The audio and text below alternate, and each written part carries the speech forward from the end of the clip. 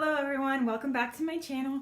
My name is Heather. I am a styling, skincare, hair care, self-care enthusiast. I don't have any training in any of these things, but sometimes my friends and family ask me what I know about these things, and I just like to share with people, so I figured I'd start a YouTube channel. So today what I'm going to be doing is the third video in my series about different parts of a skincare routine and why you might want to pick certain products. So I've said before that I think that the main things that everybody needs to do with their skin is cleanse it and use sunscreen. So that to me is like the bare minimum. And I think if you want to go to the next step, the next thing to add is going to be moisturizer. So you can put on moisturizer pretty much whenever you want, in the morning, in the evening. If you're a makeup wearer, you kind of have to be cognizant of the makeup. But other than that, there's really no limit on how much you should do it. So, for cleansers, you really shouldn't cleanse your skin more than twice a day. And so I just wanted to show you a couple of products I have and why you might want to use them, because there's a lot of different options out there. So just with every other skincare product, there's some things to consider. There's, different ingredients that might bother your skin. So fragrance can be a big one. You don't actually need fragrance in any skincare, but people put it in there for the experience. It's sort of an indicator of a luxury brand to have a luxury fragrance to go along with it. But you don't actually need it. It's getting easier to find skincare that does not have fragrance, but it's still kind of hard to find it, honestly. Then there's the preservative aspect. So on the one hand, people want to have, natural preservatives if they have any at all. On the other hand, if you don't have some kind of preservatives in your skincare, it could go rancid, and we don't want to put anything rancid on our faces, now do we? Another thing to consider is chemicals, but everything is a chemical. I totally understand wanting to find something a little more natural, and I do have some more natural items here to show you guys, but if you've used stuff with chemicals before, don't discount something just because it has chemicals in it, or because everything, you can't pronounce everything on the label. That doesn't necessarily mean that it's bad. And then of course there's all these different ingredients. There's all different things that people are claiming moisturizers can do. Two very popular ingredients right now are hyaluronic acid and squalane. So hyaluronic acid is supposed to absorb, I want to say 100 times its weight in water and sort of infuse that in your skin. Me personally, I've never had a lot of luck with a lot of hyaluronic acid moisturizers. The most popular one right now is from Neutrogena. It is the, what is it called? I think it's called water drench. So it's fine. It absorbs really quickly, which is really nice. So it has a nice texture, very light, slippery texture, but it just never made me feel super moisturized. So I do have a hyaluronic acid option I'm going to show you that I really do like, that has worked for me in the past and works for me now. And then squalane can be, I think it can be marine derived or plant derived. That works pretty well for me, but honestly, there's a lot of stuff out there that's been out there for a while and it really works.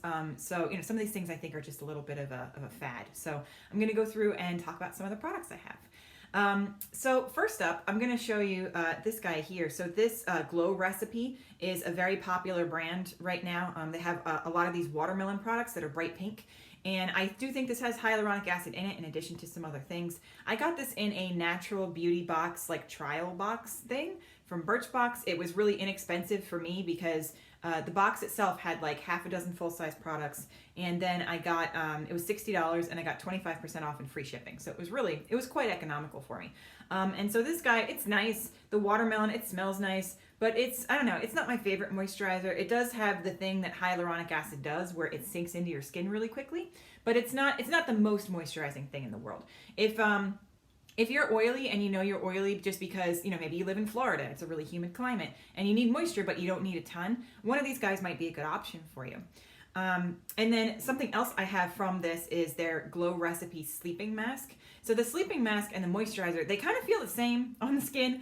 And the idea of a sleeping mask is going to be that in the morning you wash it off or you rinse it off. And there's some kind of benefit to doing that.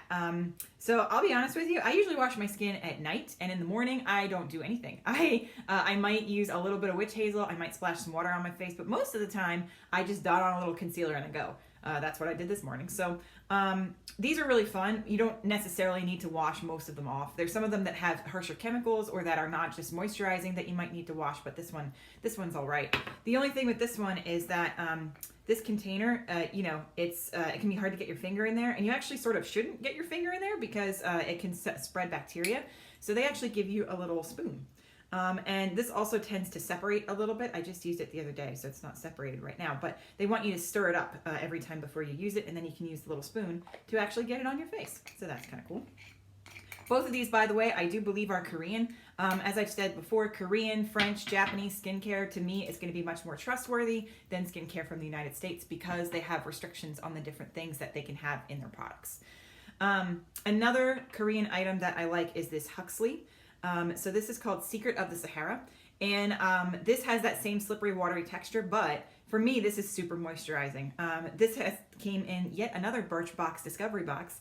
And so I think this product by itself is like $60, and I paid $60 for the whole box. So there are ways to get these products at a less expensive price point. I love this moisturizer though. I use it not in the wintertime, in the summertime when it's really hot outside and I need something, but I don't need a lot. It absorbs super quickly. It lasts a pretty long time. I'm actually trying to save this so I don't use it all because I love it so much. So I really do like this, but try to get it at a lower price point because I know it's kind of steep here. So the next one I'm going to show you is another Korean option. So this AHC Essential Eye Cream for Face. So it's I don't know about the title. I guess I've said before that eye creams are sort of hokum. You know, you don't actually need an eye cream. It's good to have some extra moisture around the eye area, but you don't actually need a cream specific for your eyes. You can just use like a heavier moisturizer. So this I think is a medium level moisturizer. And so, you can put this all over your face, but this guy, I think it's only about an ounce. Yeah, 1.1 ounces. 1.01 ounces. That seems like a very specific distinction. And I think it's in the $25 to $30 range. So this is not the most economical one, but I got it in an Allure Beauty box. So I'm going to keep using it. It is a nice experience, but it definitely has fragrance in it. Everything I've shown has fragrance in it so far. Next, I want to show my absolute favorite hyaluronic acid moisturizer. It's this water drench from Peter Thomas Roth. This is a really great brand. They have a lot of mud masks that are really popular. I got a sample of this in a box somewhere, and I really like it. It has the same slippery, watery feeling. It absorbs really quickly, but it actually feels like my skin is moisturized.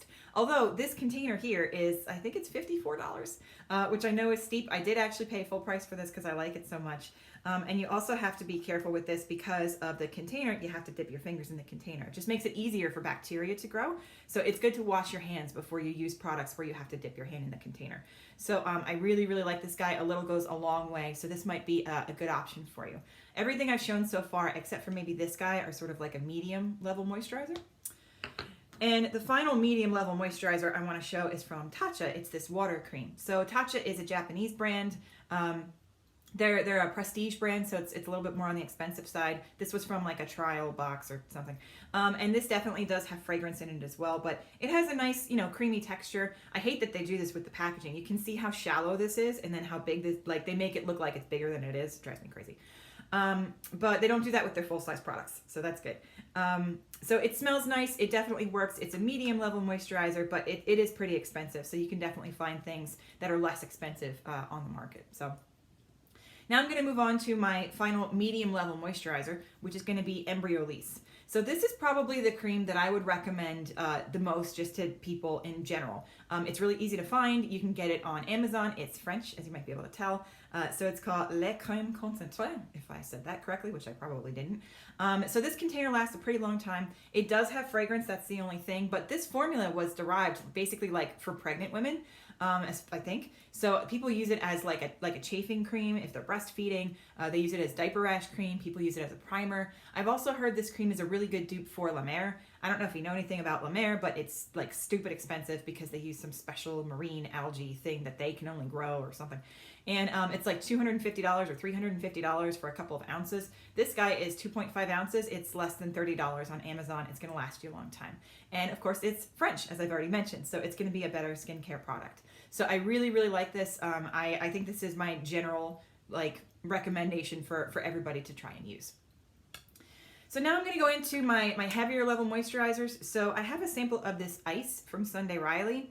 I don't love this. My favorite product from Sunday Riley is going to be their Luna Sleeping Oil, which is a retinol oil. I've used other retinols in other forms, and the Luna Sleeping Oil irritates my face less.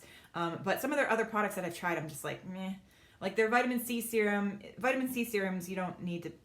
I actually have a powder vitamin C that I really like because vitamin C is actually a bit unstable when it's in a serum form. That's why you'll always see vitamin C products in a dark bottle or a dark container because the sunlight helps to break the vitamin C down, which is no good.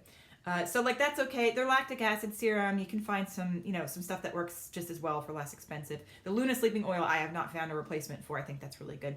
This cream, it has this weird vanilla smell that takes me back to like playing with Barbies in my childhood. There was something that came with a Barbie that smells just like this cream, and it kind of freaks me out. This is a very, very heavy cream. It's kind of difficult to spread. I don't actually know how much it is, but knowing Sunday Riley, it ain't cheap. So I like this sample. I do use it sometimes when my skin is super parched, but I don't think it's worth it to buy this particular product personally. Next is this Dr. Jart Ceramidin cream. So this cream, Dr. Jart specializes in stuff for people that have a redder skin tone, maybe some rosacea, some pinkishness that they want to kind of tone down in their skin. Take a look at my face, it's pretty pink. I also have a little touch of rosacea, so this actually does help quite a bit. It has a little bit of a medicinal smell to it, and it's like white people's skin colored, as you can see in there. So this is great for when my skin really needs to be sort of calmed down and there's a lot of redness and it's dry outside and I really need something that's sort of targeting both of those things.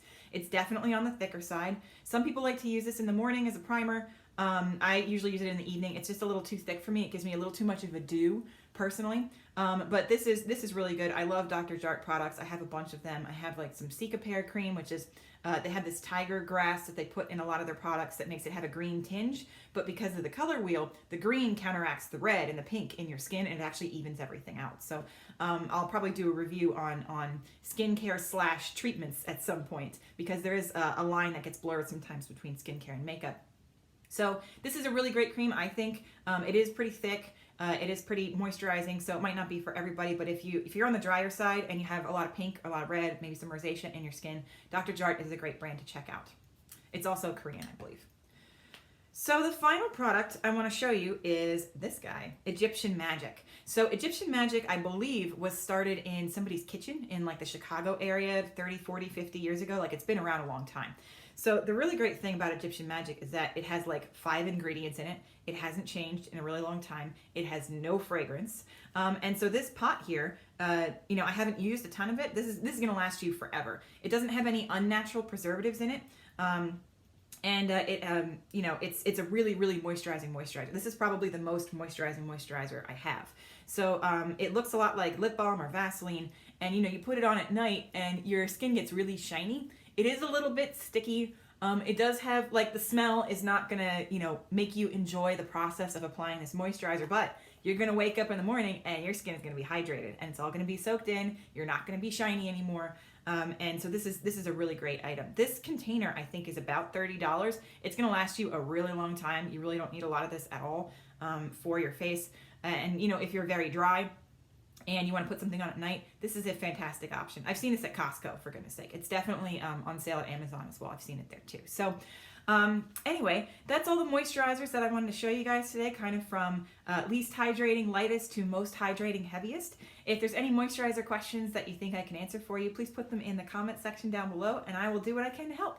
Thanks so much for tuning in, everybody. Have a great rest of your day. Bye.